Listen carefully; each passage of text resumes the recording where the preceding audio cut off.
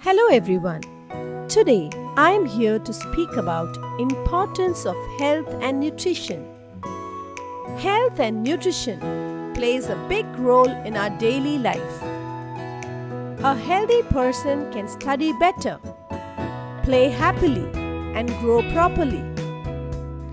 Good nutrition means eating balanced food like fruits, vegetables, milk, rice, wheat, and pulses.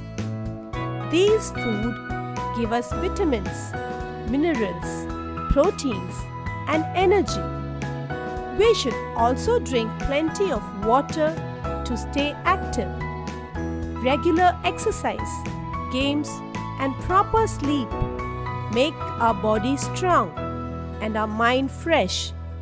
Junk food, sweets, and soft drinks are harmful if eaten too much.